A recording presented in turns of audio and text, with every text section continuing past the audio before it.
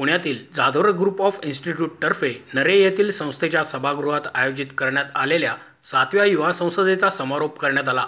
यावेळी माजी खासदार डॉ. विकास महात्मे, संस्थेचे अध्यक्ष प्राध्यापक डॉ. सुधाकर जाधवर, उपाध्यक्ष आणि युवा संसदेचे अध्यक्ष ॲडव्होकेट शार्दूल जाधवर, खजिनदार सुरेखा जाधवर आदी उपस्थित होते। नगरसेवक गणेश बेडकर आणि दत्तात्रय धनकवडे यांना आदर्श नगरसेवक पुरस्कार, तर खासदार अशोक नेते यांना आदर्श खासदार पुरस्कार यावेळी प्रदान करण्यात आला। तसेच भरीव सामाजिक कार्यासाठी माजी सरपंच भास्कर पेरे पाटील यांना यावेळी जीवनगौरव पुरस्काराने सन्मानित करण्यात आले। पुणेरी पगडी, शाल, सन्मानचिन्ह, सन्मानपत्र असे पुरस्कारांचे स्वरूप होते। समाजामध्ये विविध क्षेत्रात अनेक चांगली माणसे आहेत, परंतु राजकारणाचा चिखल आपल्या अंगावर ओढून कशाला घ्यायचा यासाठी ते राजकारणापासून दूर राहतात। अशा माणसांमुळेच राजकारणामध्ये वाईट माणसांचे प्रमाण वाढत आहे। राजकारणाची गटारगंगा झाली आहे, अशी केवळ टीका करण्यापेक्षा ती स्वच्छ करण्यासाठी सज्जन माणसांनी राजकारणामध्ये उतरले पाहिजे, तरच राजकारणाची गटारगंगा स्वच्छ होऊन देशाची लोकशाही बळकट होईल, असा विश्वास व्यक्त करून माजी राज्यमंत्री सदाभाऊ खोत पुढे म्हणाले, आजच्या तरुणांना या युवा संसदेच्या माध्यमातून नवीन विचार दिला पाहिजे। हा विचार घेऊनच ते तरुण समाजामध्ये सकारात्मक बदल घडवू शकतील आणि त्यातूनच उद्याचे नेतृत्व निर्माण होणार आहे, असेही त्यांनी सांगितले। जातीपातीचं सोनं झालं या, जातीपातीचं सोनं झालं या आणि गावगाड्यातल्या मातीची राख झाली या, गावगाड्यातल्या मातीची राख झाली या। जातीपातीचं सोनं झालेलं आहे आणि म्हणून मी शार्दूलला सांगेन की राजकारणामध्ये याचं असेल तर माती घेऊन यावं का जात घेऊन यावं, हा माझ्यासारखा समोर पडलेला प्रश्न आहे। मी माझ्या समोर बसलेल्या युवकाला राजकारणामध्ये येत असताना, अरे तू माती घेऊन ये का जात घेऊन ये, ह्यातलं उत्तर कोणतं द्यावं हा सुद्धा प्रश्न आजच्या घडीला कठीण झालेला आहे। माती घेऊन आला तर त्याची माती होती या, आणि सोनं घेऊन आणि जात घेऊन आला तर राजकारणामध्ये त्याचं सोनं होतं या। मग मी माझ्या गावगाड्यातल्या पोराला काय सांगावं, तू काय घेऊन यावं?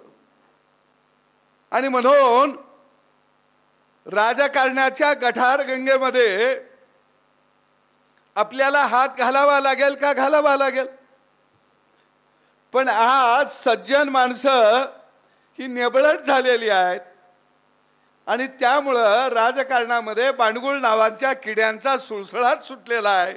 जोपर्यंत सज्जन माणसं निबळटपणा सोडणार नाहीत तोपर्यंत राजकारणाची गटारगंगा स्वच्छ होणार नाही, हे माझं प्रामाणिक आणि स्पष्ट मत आहे।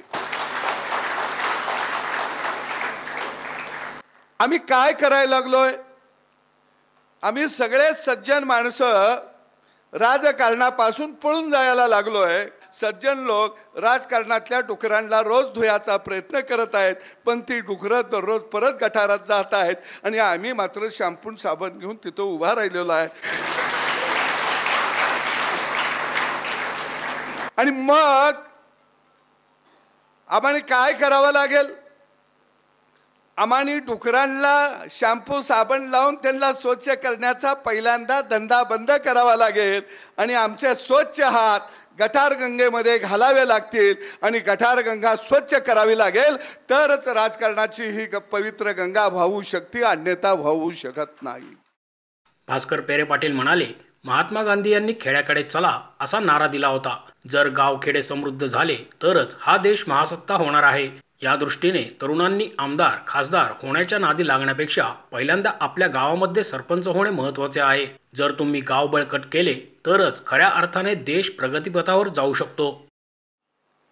मला काय म्हणायचं, राजकारण म्हणजे निवडून येता यापुरती अक्कल असन त्यांनाच राजकारणात या असं नाही, समाजाचं कल्याण करायची अक्कल असेल तरच राजकारणात या। हा शब्द रागारागा नाही किंवा कोणा वाईट बोलायचं किंवा कोणाला हा नाही, यायचं कशासाठी तुम्हाला, तुमचा हेतू काय आहे आणि तुम्हाला आलं पाहिजे। कचरा हे धन आहे, कचऱ्याचं आम्ही गांडूळ खत करतो, प्लास्टिक विकत घेतो लोकांकडून 15 रुपये किलो ना, नुसतं लोकांना शिकवते प्लास्टिक फेकू नका आणि प्लास्टिक इकडे टाकू नका. लोकांना काय करा, आम्ही 15 रुपये किलोनं लोक कोणी विकत घेते ती एक तुकडा फेकीत नाही. अहो महिला एवढा हुशार झाल्या, तिचं तर ठेवतीच, पण शेजारीन घरी नसली तर तिचं बी उचलून ठेवती. आहे का? हे समाजाकडून करून घ्यायचं आहे आपल्याला. अनेक प्रॉब्लेम आहे राज्यात देशात, पण मांजराच्या काळात घंटा कोण बांधे. आत्ता एक समृद्धी रोड झाला पहा, नागपूर ते मुंबई, किती भारी. हो 12 तासाचा वेळ 6 तासात जातो. किती गाडीचं मेंटेन वाचलं, पेट्रोल वाचलं, वेळ वाचलं. मग प्रत्येक ठिकाणी करा ना समृद्धी. म्हणजे रोडच नाही, प्रत्येक विषयात करा ना. का चक्र मारायला लावते लोकाला? इकडून जाण, ह्या टेबलवर जाण, त्या टेबलवर जाण, त्या टेबल. आत्ता आपल्याकडे सरकार तुमच्या दारी योजना चालू आहे पहा. कशासाठी? सरकार लोकांच्या दारी जाते, मग शासन, पहिले शासन अधिकारी काय करते? जर तुम्हाला जावं लागत असेल तर सिस्टम अशी बनवा त्या माणसाला त्रास झाला नाही पाहिजे. मुख्यमंत्री लोकांच्या दारी का चालले? त्यांना माहिती आहे अधिकाऱ्याकडून प्रश्न सुटाना म्हणून हे चालले. मग ते कसे सुटले पाहिजे हे जाग्यावर बसून सोडा ना. मुख्यमंत्र्यांनी दरगावात जाऊन प्रश्न सोडायचे नाही. फाट फाट फाट फाट फाट. तो एकदा एक कोणता पिक्चर आला होता, त्याच्यात एक मुख्यमंत्री झाला होता. तसा पाहिजे आम्हाला.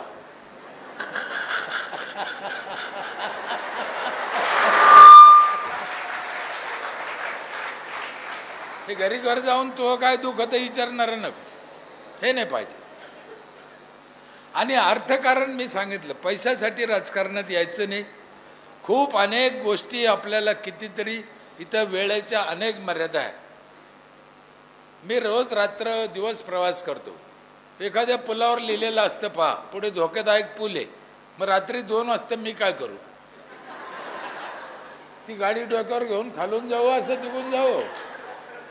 तुम्ही कितीतरी ठिकाणी रोडवर बघा, अक्षित चित्र लावलेले असते दोन्ही गाड्याचं. म्हणजे अपघात स्थळ. अपघात स्थळ म्हणजे काय, तिथं भूत आहे का? मग त्या इंजिनियरला माहिती आहे अपघात स्थळ, इथं अपघात होऊ शकतो. मग असं कसं काय टेक्निक वापरलं? हे कुठेतरी सुधारायला पाहिजे हो. याच्यासाठी राजकारण पाहिजे, याच्यासाठी राजकीय लोक पाहिजे. तरुणाकडून मला अपेक्षा आहे. आणि माझ्याकडून जर सल्ला विचारतात तर पोरा हो, आमदार खासदार होऊ या भानगडीत जाऊ नका, पण सरपंच नक्की व्हा, माझा तुम्हाला आशीर्वाद आहे. कारण महात्मा गांधीने सांगितलं होतं, खेड्याकडे चला. आणि जोपर्यंत खेडं सुधारत नाही तोपर्यंत भारतात महासत्ता होणार नाही. ॲडव्होकेट शार्दूल जाधवर म्हणाले, आपल्या अभिनव विचारांमधून देशाला दिशा देणारे युवक घडावे हा या संसदेमागील हेतू आहे. हा मंच कोणत्याही राजकीय पक्षाचा नाही, तर युवकांचा आहे. वाड्या वस्त्यांवरील तरुण राजकारणात येऊन व्यवस्थेचा भाग बनावेत आणि सक्षम व्यवस्था निर्माण झाली तर हे युवा संसद खऱ्या अर्थाने यशस्वी झाले असे मी मानतो.